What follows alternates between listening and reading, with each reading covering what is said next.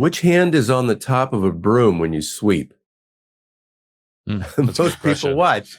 I'm there like you trying go. to remember right now, and I had to put my hands up to think about it. You put your hands in front of you, right? Yeah. That's the only, you have no, until your body solved that problem, you have no access to that. Welcome to the Invigor Medical Podcast, where we sit down with medical professionals and discuss a full spectrum of health-related subjects.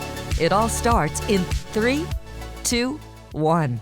Hello and welcome to the Invigor Medical Podcast. I'm Natalie Garland. I'm here with my lovely co-host, Derek. Hello. How are you doing today, Derek? I'm doing great. How are you doing, Natalie? I'm great. You know, we've got a little blizzard here in Southeast Washington this morning, but we all made it here alive. Yep. No major accidents. I passed on the highway, so happy to be here. And this morning we are with Dr. Scott Grafton, who is a renowned neuroscientist, physician, and author of the book, Physical Intelligence, The Science of How the Body and the Mind Guide Each Other Through Life. This book explores the complex interplay between the brain and body in physical activities, ranging from everyday tasks to extreme sports. Welcome, Dr. Grafton. Thanks. Thank you for having me. We're very excited to have you. Dr. Grafton is coming to us from California, so no blizzards there today, I'm guessing. Just a lot of rain. I would have taken that this morning. Well, let's just start with a little bit of your background. I mean, this is a very specific field of research that you're in, and I would love to know kind of how you got here and why this and what led to you writing this book. It's I wear a lot of hats, and so it's how do you put all your different hats into one closet or on one head?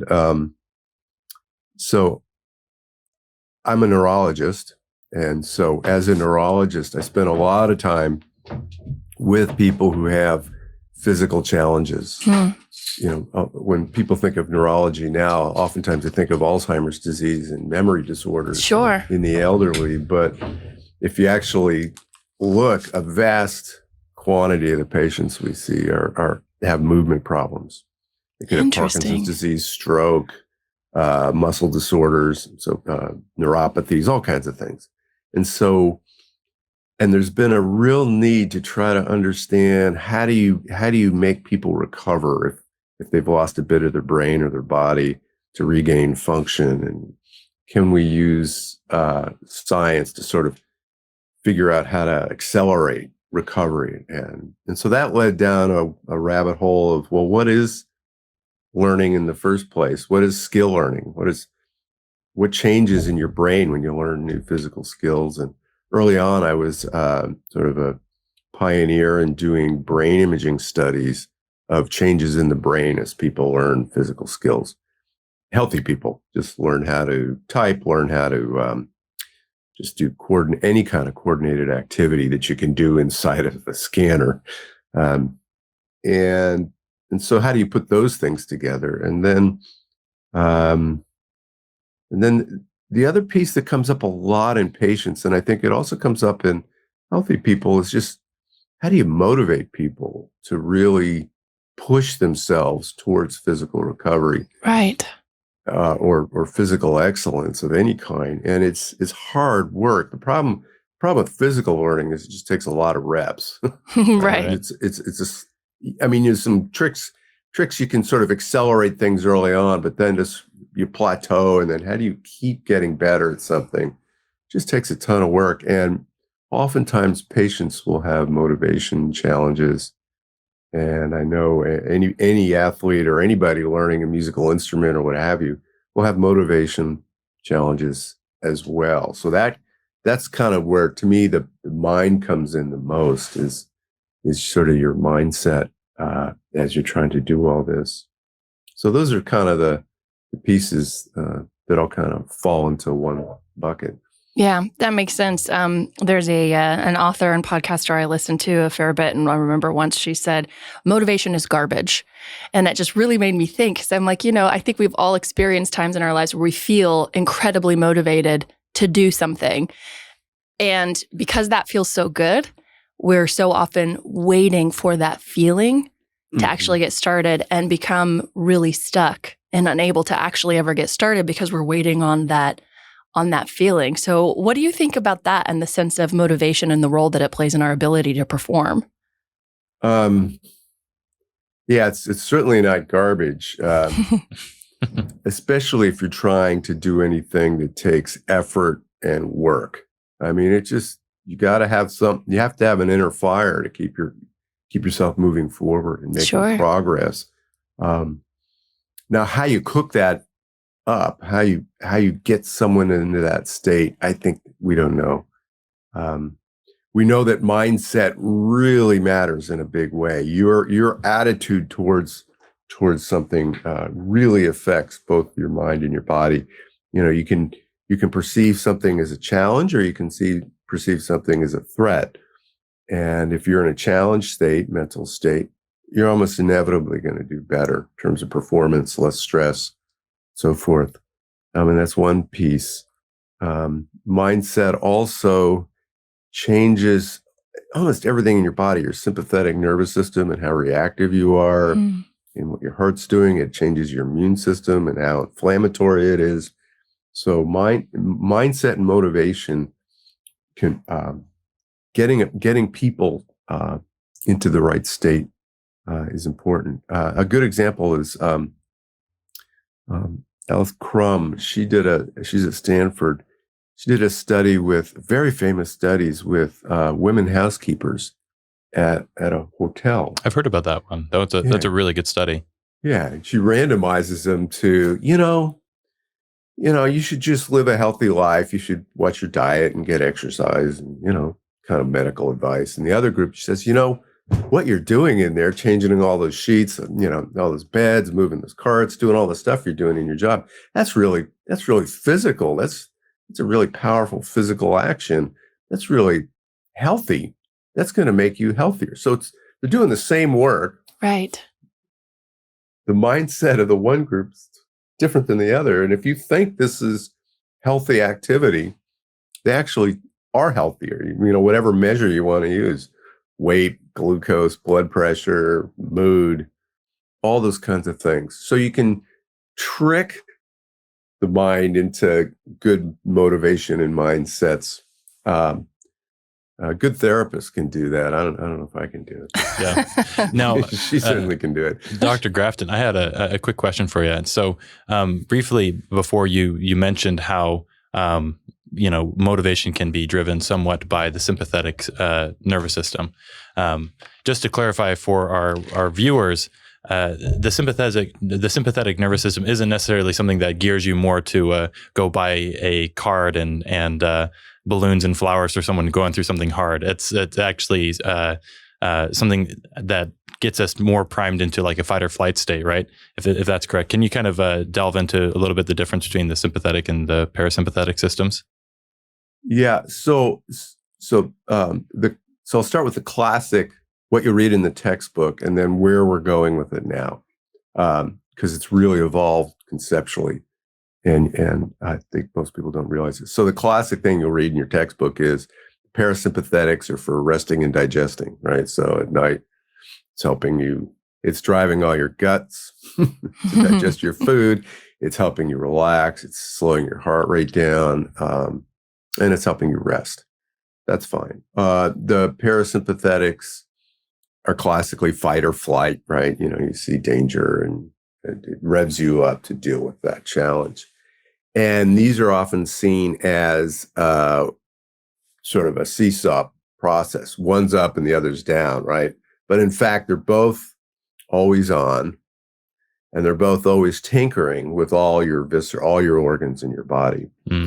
And so what's new is all the textbooks will show, well, they're all basically regulated from your brainstem downward, that there's not much mind really penetrating those systems. And what we and our collaborator, Peter Strick, have really dived into is the anatomy in your cortex that projects into those systems. So we know that sort of thinking areas of the brain and motor areas of the brain and decision-making areas of the brain, they can all reach into those systems and manipulate them into your organs, essentially, through the sympathetics and parasympathetics. Well, why would you want that? And I think the key idea is to go from what's called homeostasis. to what's called allostasis. Homeostasis is your classic thing in the textbook, where if your blood pressure is too low, there's a sensor and it raises it up. If you're too hot, there's sensors, just like a thermostat that cool you off, right? So it's reactive to whatever your body state is experiencing. And we have those systems. There's no question about it. But what those lack is anticipation, right? Mm-hmm.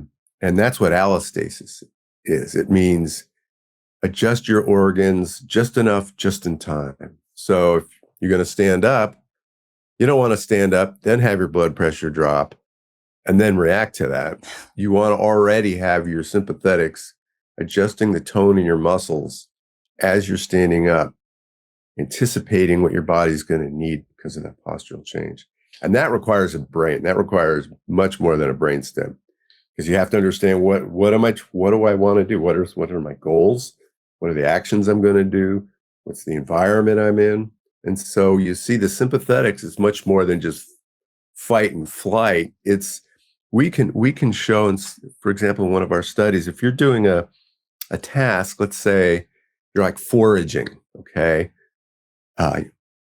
Let's make it natural. You're foraging for berries, right? In some bushes. And obviously we're using complicated computer games, but this would be the analogy. There's a point at which you kind of have to fish or cut bait, right? You have to say, well, I really ought to go to another bush because there's diminishing returns here, right? Right. Your sympathetics recognize that state before your heart already shows changes in contractility in that situation of diminishing returns before you even recognize it. Wow. The people who show that change are faster at switching to a better environment. So it's not just mobilizing you to the new environment. It's not just about moving, helping you move or fight and flight. It's connected to your situational awareness of your environment. And particularly when things are turning sour, it doesn't have to be a bear attacking you. It can just be, I got to go to a bush with more berries on it. Right. It's already kicking in. So that's really neat. So it's anticipating just enough, just in time, helping you to move.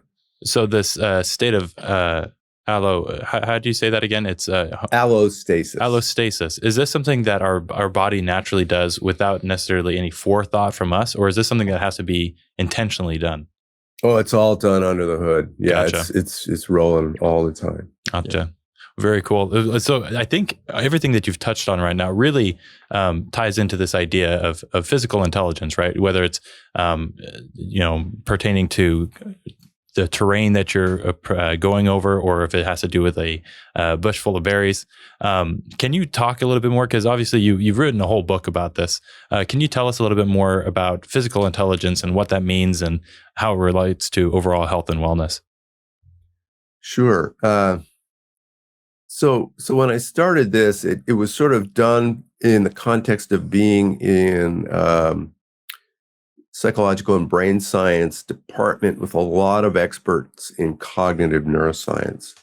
And so the framing in that academic environment is intelligence is social intelligence, memory, IQ, verbal thought, right? Everything's through the lens of sort of verbal thought, what we can describe about ourselves. And what I study, that's almost irrelevant. You can talk all you want, but if you can't figure out how to use a can opener, right, you can't get that food from inside. Then you're going to die because you can't feed yourself. Because you can't feed yourself, right? So there's this gap, right? Of like, well, there's another kind of intelligence that's pretty important, and it's pretty much there in every single organism that moves, which is almost every pretty much every animate living entity has a problem of physical intelligence. As soon as you start to move, it requires very special kinds of problem solving for a nervous system that's unrelated to verbal thought. And it's a lot. And the hard part is a lot of physical intelligence is inaccessible by thinking, right? If you tickle your nose right now. You can't tell me what muscles you use to do that.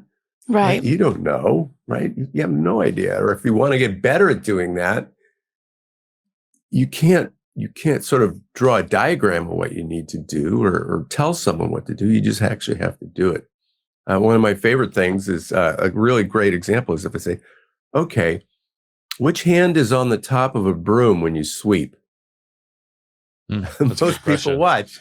I'm there like you trying go. to remember right You're now, and I had to like put my hands up to think about it. You put your hands Yeah. in front of you, right? Yeah. That's the only, like, you have no, until your body solved that problem, you have no access to that, right? So that's the hard part about sort of getting people to really understand how deep the problem is with physical intelligence. Is most of it's really hidden from what we think about, and it's that way by design, right? You don't want to have to think about walking.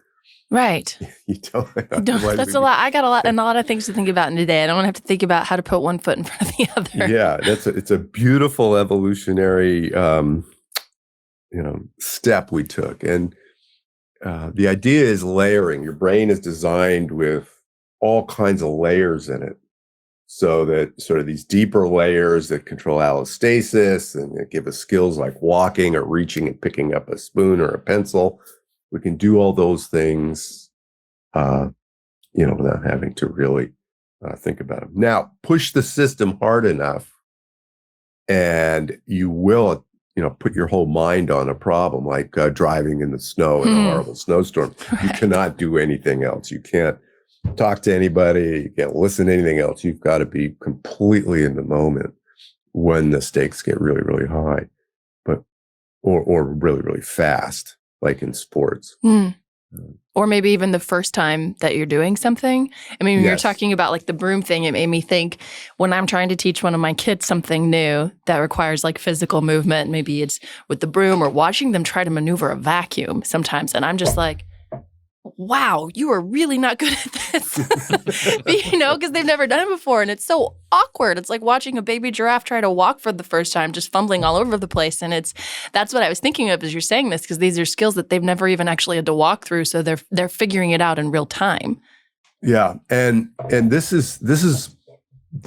phenomena has made the skill learning literature over decades a little messy because people say, well, skill learning is just this sort of very narrow system in your brain that's going to get good at using the vacuum cleaner, what have you.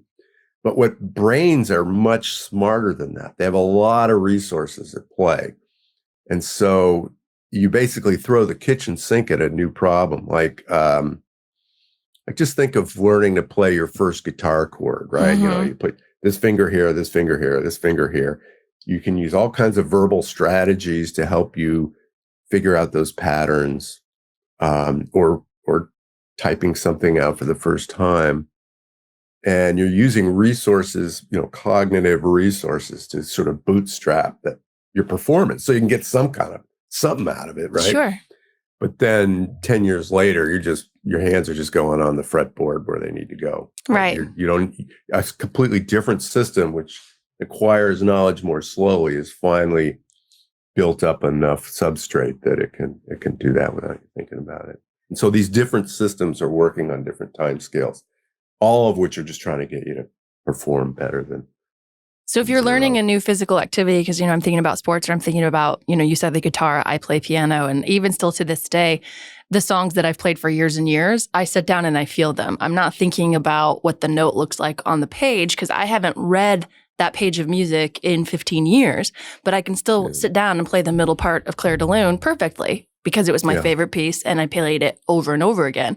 So when we're learning these like physical skills, whether it's the guitar or the piano or learning to dribble a basketball, in the process of learning that skill, are we developing and growing our physical intelligence and what's happening in the brain when we're doing that? Yeah, you could almost define physical intelligence as goal-directed skill. Okay. In your environment, right? And it requires engagement in that environment. You can't do it by mental rehearsal alone. You have to engage your body to get the skill, to get that intelligence. If you think about your kids learning to use a spoon, I have a long section in the book about spoon use. It's not easy. It's tough for a toddler, man. You got to have some patience sitting there watching your 2-year-old try to keep soup on a spoon. Oh my God. Yeah. And just the very first grab, where they grab it so that the bucket end of the spoon is on the wrong hand of the fist, right? It comes up on the pinky side of the hand, and they can't get it around without into their mouth without spilling it. And just getting that step correct takes, a couple 100 trials, right? And then right. Yeah. And it just goes on and on and on. And they sequentially figure out each of the different requirements of a very simple task. And there's no escaping practice, right? I mean, we forget, I can't remember the numbers in the book, but it's like the number of times a toddler falls down, something like 14,000 times or something, Wow. and fall down on That's the rear crazy. end before they get walking right. Right. It's just, and probably the number of times they screw up with the spoon is equivalent. But then you've got it, right? And the number of times you screwed up and cleared a loon before you got it. Right. We forget about all of that, right? I remember listening once, probably to a podcast, because as I mentioned earlier, I'm addicted to podcasts and I love learning all this little thing, talking about how much brain power it takes for someone that's never played tennis before to try to play tennis. And then like Serena Williams playing, and how you might think like, well, she's so much better. She spent so many hours. She's actually using way more brain power than me because I've never done it before and it's just going to grow. And they were saying, no, it's actually the opposite. Totally right. When you're learning some new skill like that, I can't even remember how many more times of it's all hands on deck. You're using everything you got. Right. Yeah. That being said, I have something right along those lines. I've heard, and you being a neuroscientist, you would be able to know this better than me and potentially provide correction to this, is that when we're young, the issue isn't that we don't have enough neural connections to essentially perform a task. It's that we have too many. And that essentially the process of skill acquisition is actually a process of neural pruning, where like you reinforce the pathways that are correct, and then the ones that are not correct, you basically prune off by negative reward or by there not being any reward at all. Would you say that that's a correct way to kind of frame that? It might be for a window of time and development in a child. They clearly have more synaptic activity going on compared to an adult. And then, you see it reduce with development. Now, whether that really ties in with the skill acquisition or whether it's going to occur anyway, you see that happening irrespective of what they're learning. So it's not really tightly coupled. Anybody who's learning a skill, what you forget is how much synaptic plasticity there is, all the dendritic spines that grow and are formed between neural connections. It's really wild if you do optical imaging studies, like in a mouse learning to use its paw in a skill, and they're growing stuff in there. It's growing connections quickly. It's really spectacular. So that relationship between how many you have and development and skill is a little fuzzy, but there is lots of fluid change in all of us. You just mentioned synaptic plasticity. I'm guessing a lot of people that are listening don't know what that is. I love learning about neuroplasticity. So could you tell us a little bit more about what that means, synaptic plasticity? And say it 5 times fast? No, I'm not saying it fast. So synapses are the connections between one neuron in your brain and the next, right? And so that's where signals get transmitted from one neuron to the next. And if you're thinking about patterning activity through a whole network of these neurons, it's the sensitivity with which the transmission occurs from one to the next. It's going to determine sort of what the overall pattern's like. And so synaptic plasticity means the receiver could become more or less sensitive to the signals that are coming in from another neuron. And it's that change in sensitivity that determines the overall patterning of the system. And that's kind of how we organize brain, movement. And can we improve our own synaptic plasticity? Well, first, don't get a head injury. Good advice. You heard it here first, folks. It's what drives it is experience. Okay. What drives synaptic plasticity is experience. I mean, we know this all the way, from if you deprive an animal of vision or something like that, you really impair the development of synaptic plasticity in the visual systems. And what drives plasticity in the sort of physical environment is physical engagement. So, one of the sort of ideas that I really want to develop farther that I think is really important is the distinction between exercise and physical activity. Okay. Because I think this ties right into exactly why sort of neuronal plasticity is so important. If you think about, let's say, walking's really hard. You take 14,000 falls to get it right. And then we take it totally for granted. We say, well, I know how to walk. But now you get on a rough surface, black ice, in the snow, you suddenly realize, oh, this is a skill like playing a piano. In certain environments, I'm a little rusty at this. Sure. And then as you age, you start to fall down. And the standard sort of medical model of falling down with aging is, well, you either can't see, your balance is bad, or you're weak, right? And none of those actually address the fourth piece, which is it's a physical skill. Right. And people, as they age, they become isolated. They don't move as much. They stay at home. They don't walk in dangerous environments or rough surfaces.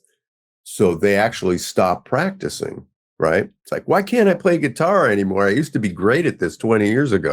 Right. Well, you got to practice it, sure. right? So that's physical activity, right? Now, contrast that with, well, I'm not going to walk much, but I'm going to get on an exercise bike every day and make my legs really strong, right? There's no skill involved in that. There's none. I get a healthy heart out of it, and I get big muscles, but I don't get any physical skill out of that. And so it doesn't necessarily help me as I'm trying to preserve my walking. If I really want to or I could do treadmill. That's a good start. But what would be better is just go outside and walk in a nature park, walk in rough surfaces, step over a root or a rock, or it's bumpy or gravelly, right? That's what your brain needs to really get the synaptic plasticity and the neuroplasticity to sustain that skill. You're not going to get it just by a lot of reps alone. I think it's easy. I think when most of us think about exercise and a reason to exercise, for most people, a lot of times it's about losing weight. It's about the kind of physique they want to have. If they're thinking a little bit deeper, it might be about how they age and making sure that they have a good range of motion and are able to take care of themselves as they age. But hearing you talk about just like the difference between walking and being on a bike, right? Like obviously, if you're just trying to lose weight and have like good function in your hips and your knees and cardiovascular health, then yeah, a bike's going to really do something for you. Yeah, but it's stationary bike. Stationary bike, right? Stationary bike versus walking. So can you talk a little bit about that, about the impact that physical health has and the physical intelligence, and why that should be important for someone as they're thinking about aging in a healthy way? Yeah, I think I'm sort of doubling down on the exercise community.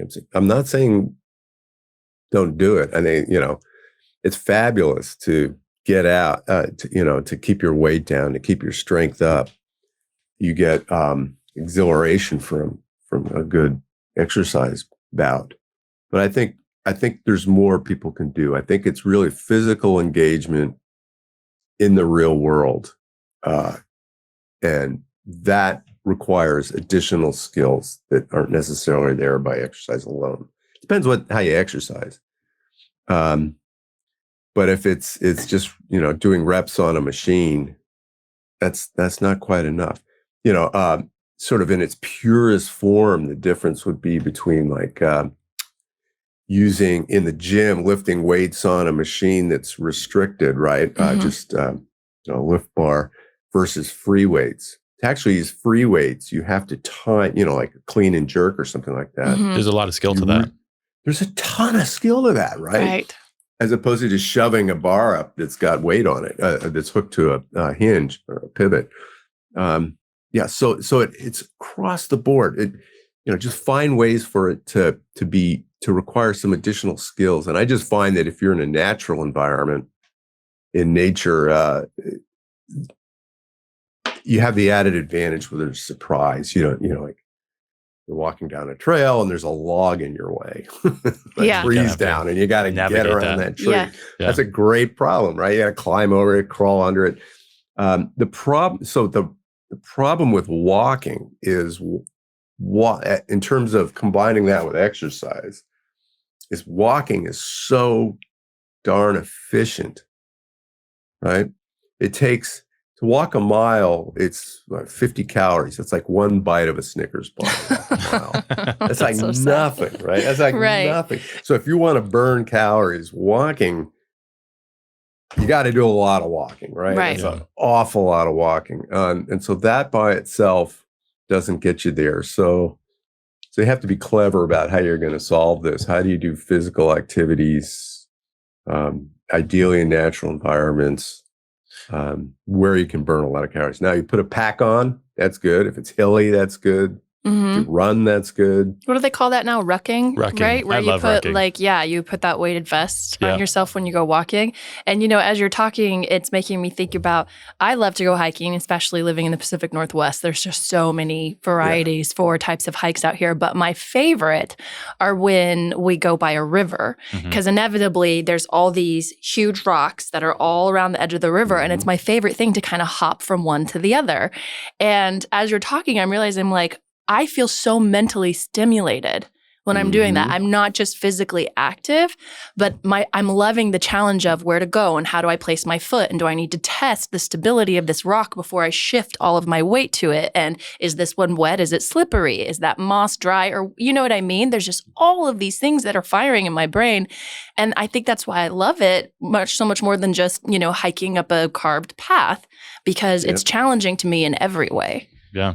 Dr. Grafton, I know that you're an avid outdoorsman. In one of your previous podcasts that you did, you talked about how you were contemplating whether to actually become a dedicated rock climber or a doctor. And obviously you're here now, but, you talk about skill acquisition. Like I would imagine that rock climbing, you can do a lat pull down or do a pull up.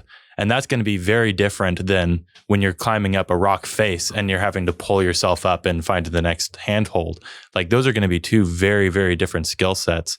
Can you, all that to say, can you tell us a little bit more about your personal experience as a mountaineer and how that's informed your view of physical intelligence? Yeah, mountaineering and climbing at altitude and then rock climbing at altitude kind of puts it all together. Kind of outgrown it. It's not an old man's sport, but I think the first thing that comes up is it's got all the problem solving in it, which is really, really engaging. It's not abstract at all, right? Just like you said, when you're hopping from rock to rock, it has this beautiful immediacy of your problem solving on the fly, and most rock climbing is about the problem solving. It's finding the solution in front of you that's somewhere within reach. And then secondarily, it's, do I have the physical capacity to actually execute this crazy maneuver? Right. When you're looking at that next jump and you're like, well, my brain says we should do it this way, but now I'm having to do a check of my body and do I even have the strength, or at this point in the hike, the stamina to get through that? Because my legs are already shaking. There's so many things that are triggering all at once. And the more you do it, the more connected you are with knowing exactly what you can execute, right? Mm-hmm. Again, it takes practice and experience, and then you get really comfortable. People will ask me, how can you be comfortable doing, being alone in the wilderness, at your age? And I said, well, I've been doing it for, 50 years. It's just, that's old hat to you at this point. It's old hat. Yeah. And, the other interesting thing about climbing is it's one of many sports that really requires this, what we call the sixth sense, this awareness of body posture, body position, both static and dynamic, right? Both in motion and in fixed positions. It's like, where is my elbow? Where is my big toe? Can my lateral foot stay on this ledge? You see it in rock climbers. You see it certainly in gymnasts, divers,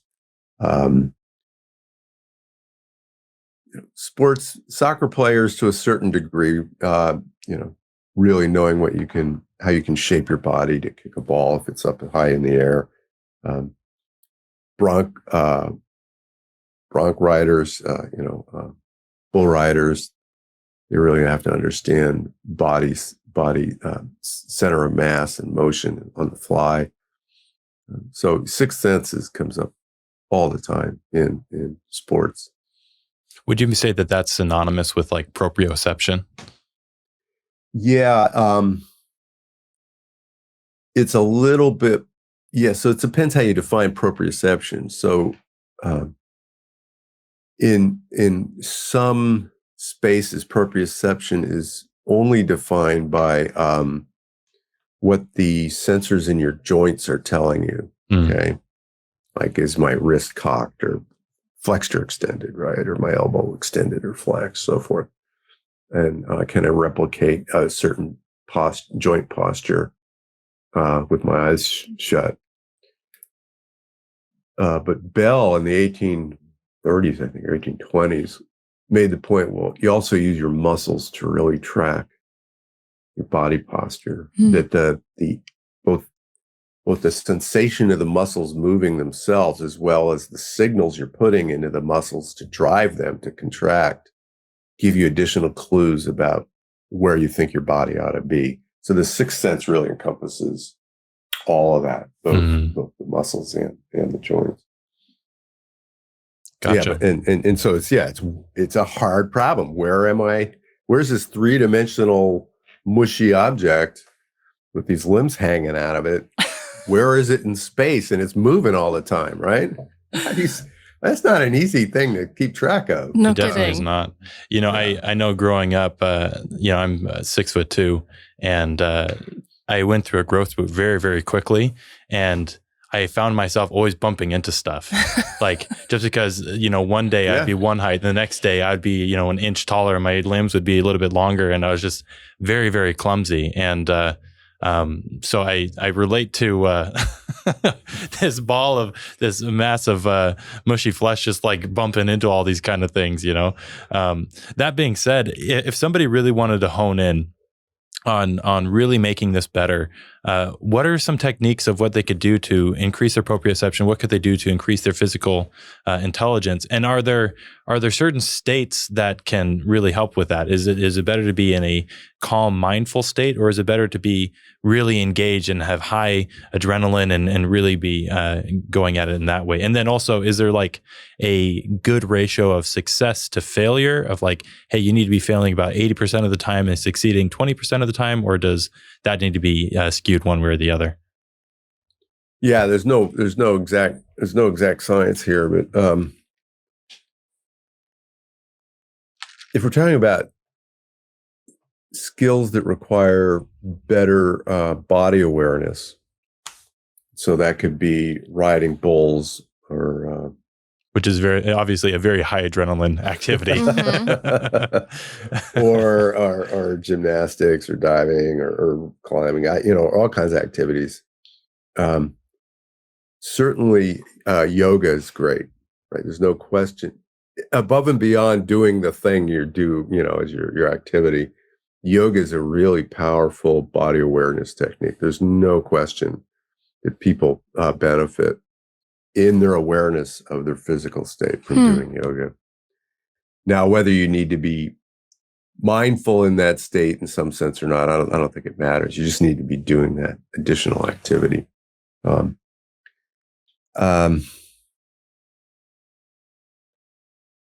In terms of success, failure, I think you have to be able to experience success, right? And if you're trying to learn a new skill, you have to like be able to nail it once in a while. You get frustrated otherwise. Yeah. Otherwise, you just wouldn't move forward. Well, you have to have that stimulus to say, like, okay, this is something I can actually accomplish. Otherwise, you get hopeless.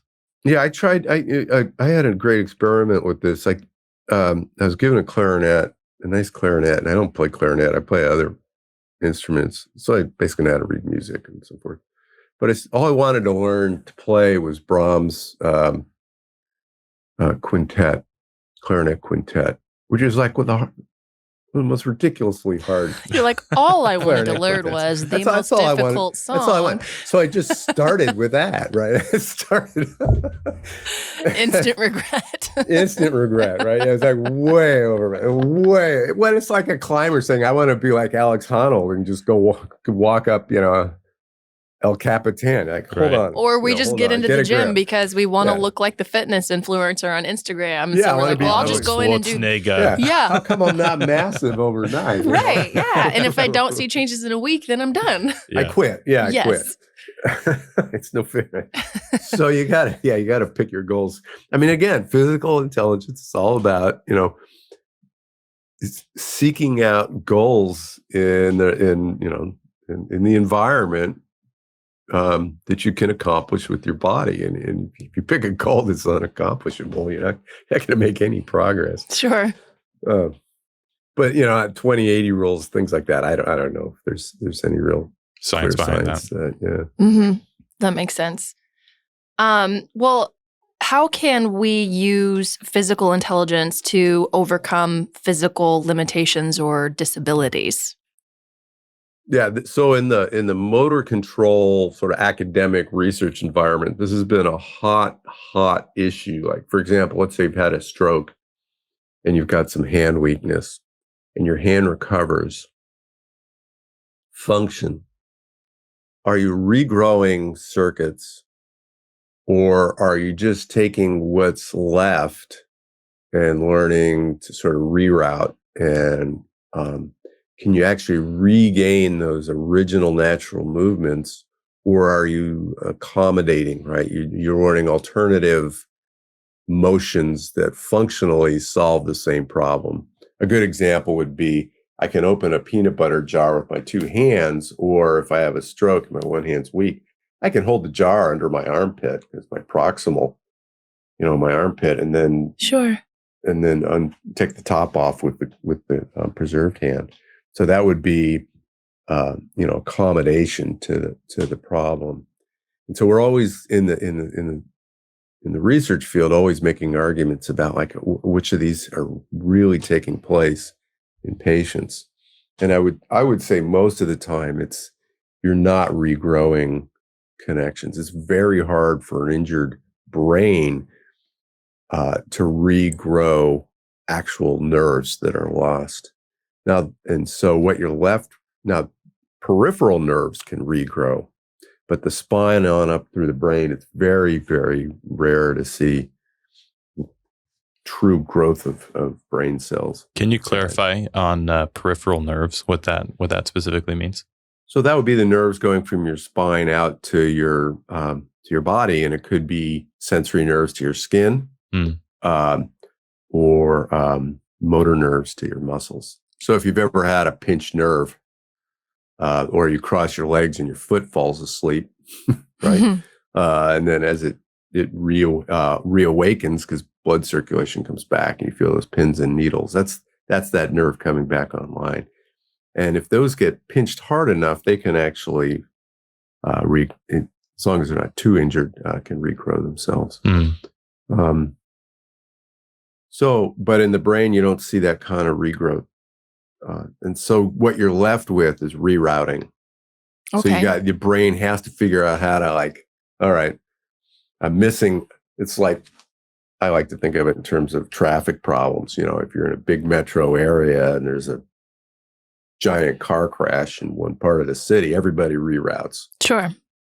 So in this case, it's information processing in the brain. How can it reroute and get to your spinal cord to get your body moving again? We think of your textbook shows your motor cortex going down to your spinal cord and then out to the muscles to control movement. So it's this very privileged sort of superhighway Autobahn connection. It really gives you individuated movements. That's what gives you your fine finger movements, so you can play the piano and so forth. But there are other projections as well that go down to the spinal cord. They might not have the fidelity this superhighway has, but they can reach in there as well. And so then the question is, to what degree can the brain itself find those other projections, hook into them, and manipulate, or leverage them to generate movement, useful movement. So if you have a stroke and you lose that usage of one of your hands, what you're saying is that to be able to find ways to use your hand again, it's not so much that you're regrowing these pathways in your mind, it's that your brain begins leaning on other areas that are functioning properly. Yeah, they can reach into the same parts of the spinal cord, but just not as densely. Gotcha. Right? Yeah. So it's like I got to go on this little side road that's next to the highway that's shut down. Detour. Yeah, this route is closed. It's rerouting, right? Yeah. And it's really interesting. You see this a lot. And,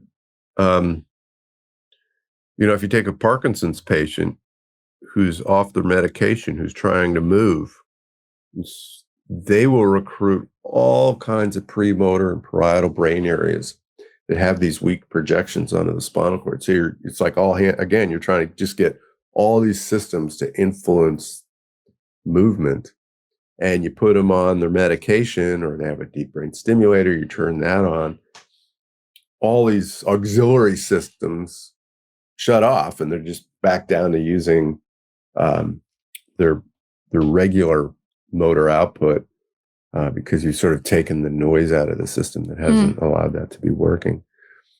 So yeah, you see a lot of rerouting going on in patients. So in order to get them back up to the level they were before, I'm guessing it's probably the same thing as with normal physical intelligence for any regular person. It's just a matter of practice and using it again and again and again to reinforce that neural pathway. Yeah, and unfortunately, there's very few fundamental principles of how to accelerate that process, right? You'd like to know, but what we have are a bag of tricks. Yeah. Physical therapists are fantastic at knowing sort of what works and what not to waste their time with. We're always trying to find sort of a fundamental properties that could be generally applied. One thing we found, which is there's a fascinating literature with stroke patients. Turns out that your two hemispheres influence each other, right, in the motor domain. So if I want to use my right hand, I generate a signal in the brain to do that, and as well, I send a signal over to the other side of the brain to shut the other hand off, right, to inhibit it. I don't want it getting in the way. I got to tell it, no, it's this hand that's doing the work. Time to shine. Yeah, shut the other side off. Okay, now you have a stroke.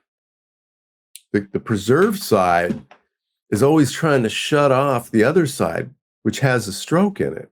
So not only is this hemisphere, hurt from the stroke, it's got the preserved side pumping inhibitory activity into it. Interesting. Right. And the more that good side works, because you want to grab your spoon and have a bite of ice cream, you're going to use your good spoon, your good hand, because the weak hand is too darn slow, and you want that ice cream.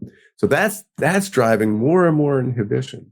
So one of the wild ideas that seems to work is forced use therapy. So you take the good hand, the original studies, you just tie them behind your back. So you're a stroke patient, you've got a good hand, you just tie it behind your back, or you can put it in a cast, or you do all kinds of things to it. You can put big oven mitts on it so it can't do anything, right? So that forces you to use this weak hand. And in doing so, you're basically exercising your brain that needs to recover, and you're shutting up all that inhibitory activity coming from the good side because it's essentially locked up. Yeah. So there's some interesting. There's some tricks like that are really intriguing, and they're based on great physiology as well. I mean, you can measure all this inhibitory. Right. Well, it's making me think of when my daughter was about 4 years old, and I know we were noticing her eye was turning in, and through some appointments, we realized she had a weakened eye muscle. And so what she had to do was wear an eye patch on her good eye, for 4 hours a day for, I don't even remember how long, because they were like, that eye's never going to get strong because the brain is going to continually lean on the stronger eye. And to the point where eventually her brain could have completely let go of the signal to that eye just because it was like, nope, you're not working for us anymore. This takes too much work and too much time. This guy works great. So he's in, you're out, we're done. That's a huge part of stroke rehabilitation now, is trying to being mindful of that aspect and forcing use as much as is practical. Mm-hmm. Yeah. So this idea of like symmetry almost, I know that's something that a lot of people that go to the gym worry about, of making sure that their right side isn't more used than their left side. And you have to be really conscious about that. There's this one guy I trained with, he always called it my baby left side because it's like, you don't want to use it because it's so weak and you really want to favor the other side. But like making sure that you have that symmetry is really important. One question that I've got for you is, are there any like common misconceptions or myths that you've run across over the years that every time you hear it, it's almost like a pet peeve? You're like, no, actually, let me correct that here and now.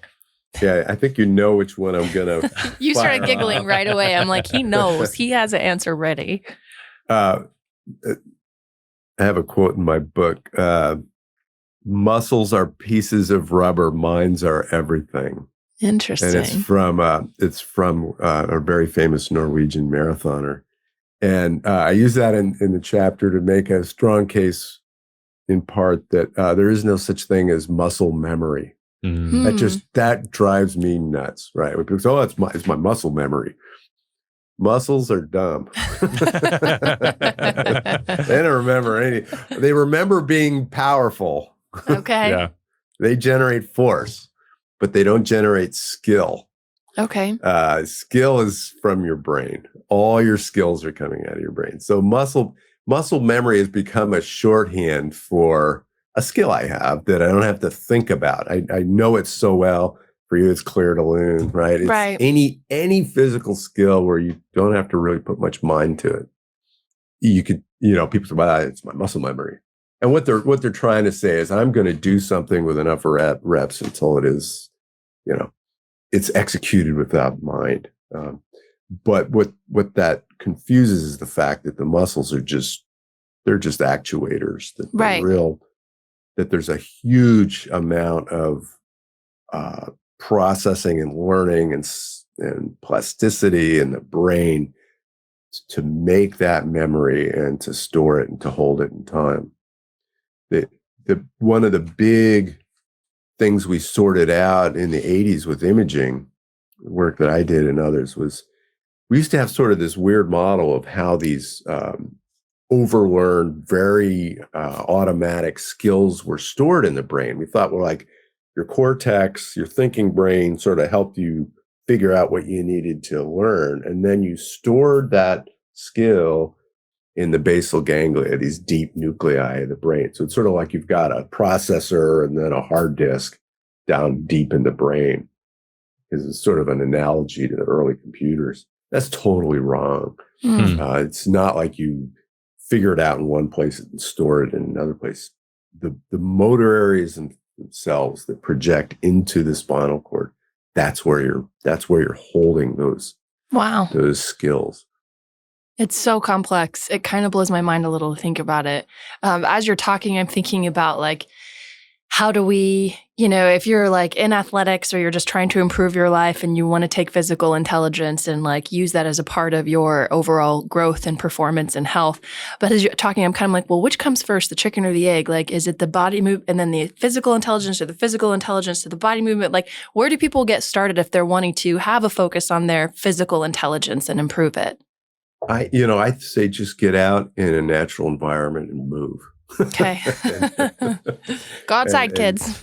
Yeah, go outside, play outside, build a tree fort, hike along a river, just get out and move. And that's a huge challenge because we're creating these, super cities and urban environments and metaverses and things like this that take us farther and farther away from that. And I think that's not how we evolved, right? Sure. Up until 5,000 years, actually up until like 1,000 years ago, the world was a rough place. We are evolved to be in a rough environment, rough and ready and challenging and engaged. And that was the problem-solving space we were designed to be in. And so when you're in that space, like you said, you're really happy when you're moving in that space. Yeah. And that's where the wellness, to me, that's where the well of health starts. And everything else follows from that. Well, so it sounds like you just say, get outside, get moving, some movement that doesn't just feel, very basic and simple. It's engaging all parts of the mind and body. For somebody who's listening, who's like, not super interested. I don't understand. This doesn't feel important to me. Could you explain, kind of just succinctly, because obviously they could listen to the whole podcast and pay attention, but like why should physical intelligence be something that's important to us? And why should we therefore go out and do these things to increase it? If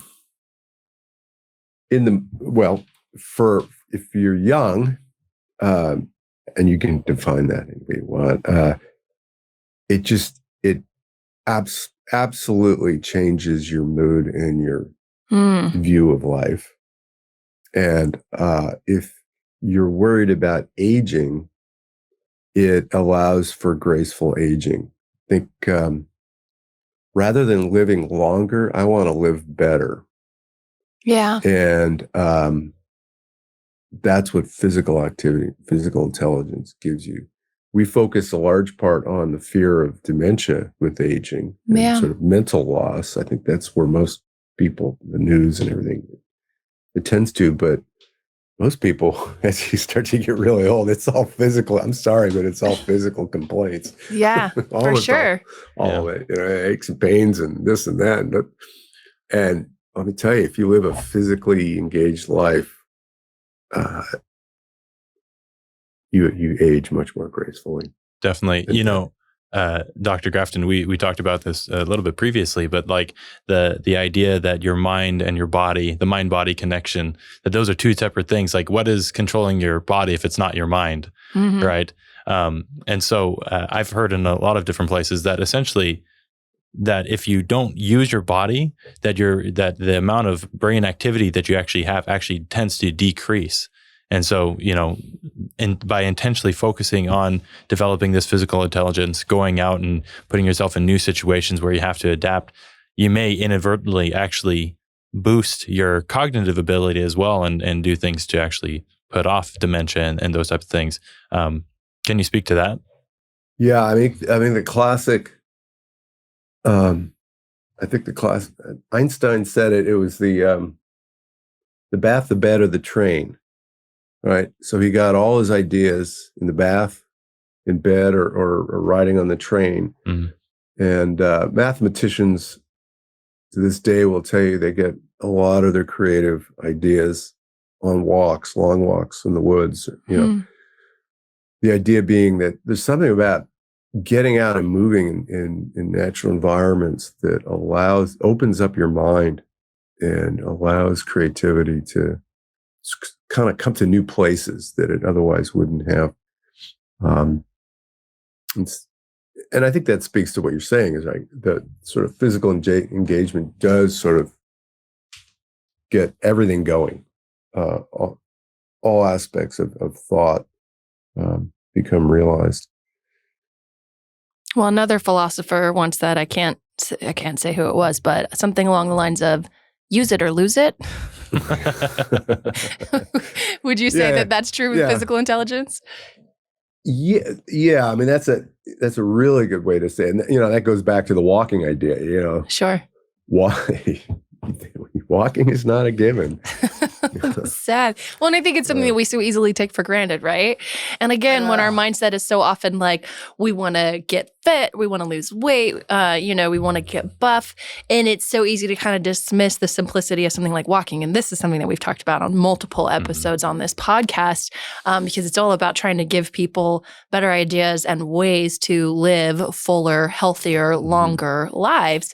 And walking is just one of those things that's so just like, it's too simple. Like, I'm trying to make gains here. I'm not going to get out there and walk. And then it's like we create this workout routine and schedule that is very, very hard to maintain. And it's like, well, if I can't do that 4 times a week, then like, why would I even bother? Versus if you dedicate 20 minutes a day for a walk, and it's so much simpler and it's easier to even get into your routine. And it can have, with all of our conversations surrounding physical intelligence today, such wide-ranging effects that people aren't even thinking about because they're just like, oh, it's so simple. Why would I bother with that? Yeah. Yeah. Walking allows you to mind wander. Mm-hmm. Yeah. Whereas I think when you're in the gym or something like that, it requires certain focus because there are other skills that, things you're trying to do, or if it's competitive or what have you. There are other demands, or if it's social, you've got all these other things, demands, but walking alone allows you to mind wander. Mind wandering is incredibly powerful. I guess for the listeners, you could say, well, if you go to the gym every day, just park the car on the far side of the parking lot. Yeah. Just so you get that walk in. Or walk to the gym. Just consider it your warm up. Yeah. Yeah, just walk to the gym, Yeah. Do both, it's not rocket science. I will say walking can actually be very strenuous to a certain degree. So what is it? A couple of years back, before the birth of my daughter, I think in 2019, I think it was 2019, I actually went on a 50-mile walk. Oh my gosh. And I did that in the course of 14 hours or so.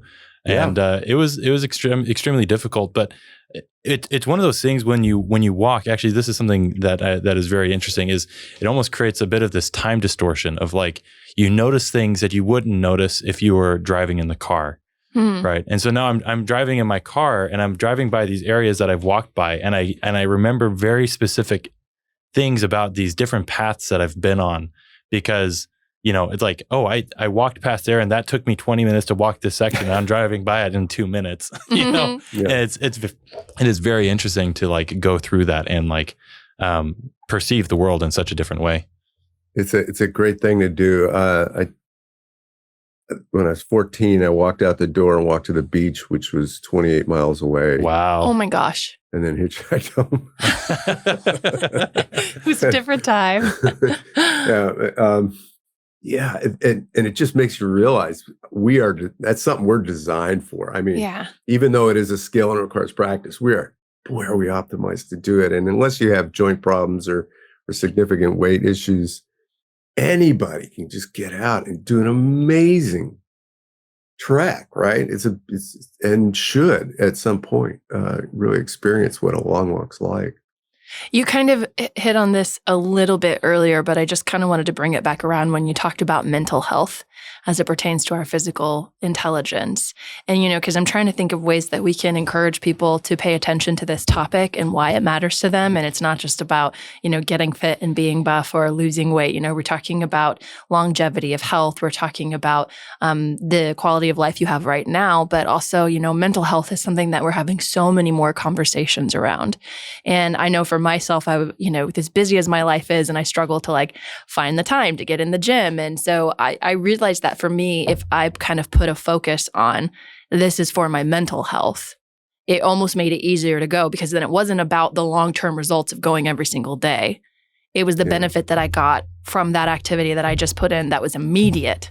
So can you speak to that just a little bit about the effect physical intelligence has on our mental health? Yeah. So it's clearly there, right? I mean, we all the phenomenon's real. And so then the question is why? Like, what's the secret sauce? Like, why does that work? Sure. Right? I don't think we really know. There's some smoking guns out there you could sort of chase. Yeah. The simplest explanation is like that's what the mind's designed to do. Of course, it's Right. It's like if you have a Ferrari, but it just sits in the driveway And collects dust. It's a pretty depressing looking Ferrari, right? Sure. So it's designed to do this. It's really designed to go fast, and so our minds are really designed to experience those kind of environments. So that's kind of my viewpoint. The sort of the neurochemists would say, well, when you exercise, you release, and a classic one was endorphins, right? Mm-hmm. Turns out a lot of it's probably not endorphins. It's probably endogenous cannabinoids. Oh, interesting. Ooh, say more about that. I know. I heard cannabinoids, what? and that's something that I've been kind of looking into more now. Yeah, exactly. Like you have, the reason people get stoned on pot is because, well, there's in your brain, you have receptors, cannabinoid receptors, which are sensitive to, THC. And so, gee, what a surprise. You actually have endogenous molecules like THC in marijuana. And the runner's high is probably greater releases of these endogenous cannabinoids. Wow. So that's not necessarily mental health, but that's it tells you it's one little link, one potential of many explanations of why you feel better when you get out and you do these things. Yeah. Because you release more of this stuff. Yeah. There's a couple of other compounds that I've learned about just through reading about this literature that I'd be curious to hear from your perspective. One being dopamine, which is I think heavily involved in exercise and any kind of activity where you have to increase your motivation or pursuit of something. The second is actually I first learned about it from a book called Spark, which is all about the effect that exercise has on mental health and those kind of things.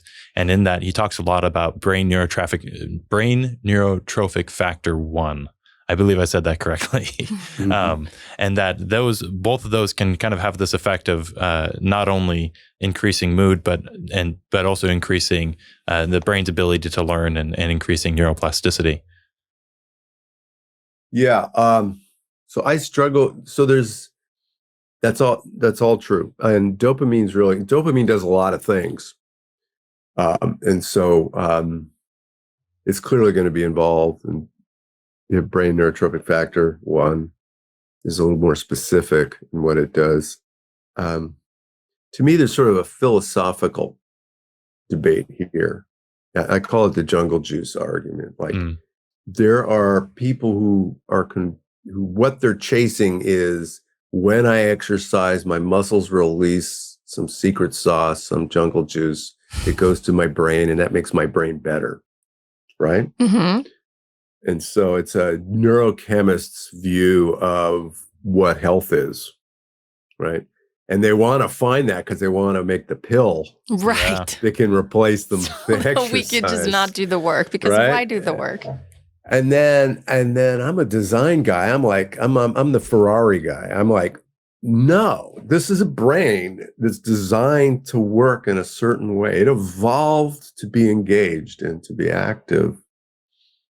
And, I could sprinkle this jungle juice on it, and that's fine. It'll probably rev it up a little bit, but it's being in these environments and really operating in conditions that it was evolved to operate in that gives it its well-being, that gives it its good moods. And so they're probably both true, right? We'll find pills that make us, happier, stronger, or whatever. But I think also just the physicality itself, that's a big part of what we were designed for. And enabling ourselves to do that gives us health. That's great. Before we wrap up here, I kind of wanted to, we touched on this very briefly before the show actually started, but I wanted to hear more about this now. Is what is you and your lab currently working on, and is there any research or projects that that you would want our audience to know about? What we've gotten interested in is really nailing down this idea of allostasis, which we talked about earlier, is just enough, just in time anticipation. And so we can track cardiac contractility on a beat by beat basis, non-invasively.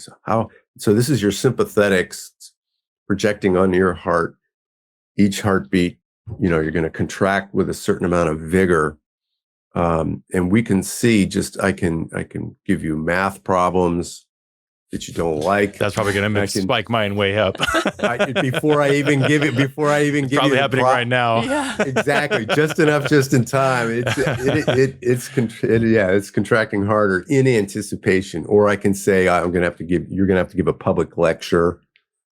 Boom. In front of strangers. Pow. Right. It's all kinds of manipulations, but we're really probing the space of what are the situations where the heart is really not just reacting like I'm exercising and now I got to beat harder, but before I've even started the exercise, do I see increased contractility? If you just take someone who does a grip force task, so squeeze a gripper as hard as you can. Let's do it every 4 minutes, and I will do it 3 times. You can see the first time they do it, there's a big reactive response of contractility. Oh, I'm working harder. Now the heart starts beating harder. Second time it does it. The third time they do it, you see the heart start contracting right before they do the squeeze. Wow. Contracting harder. So you see this, they learn this anticipation in 3 squeezes, right? Just enough, just in time. I'm going to anticipate what my body needs. It's really beautiful, simple example of your mind, right?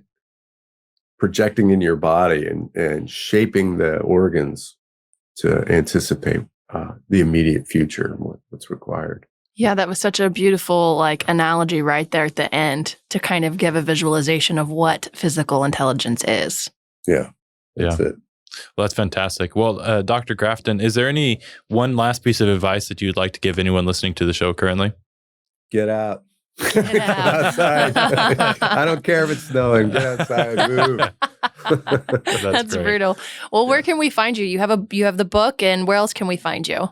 Oh, there's some other podcasts if you just Google, and then I have a lab website which is like 20 years out of date. I'm not a social media guy. Gotcha. And where can people find your book? It's on Amazon. Perfect. Yeah. Awesome. Well, thank you so much. There's even an audiobook for this. I'm a big fan of audiobooks. Yeah, I'm in the car a lot, and when I'm going around the house, I also like to be listening to something when I'm just doing laundry or sweeping, which hands on top, thinking about that. I like to be listening to something too, because I get bored easily, even when I'm active, which is a conversation for another time. But thank you so much for taking the time to be with us today. So many interesting things to think about after listening to this episode. So thank you for that. We really appreciate you being on here. You're welcome. It's been a pleasure.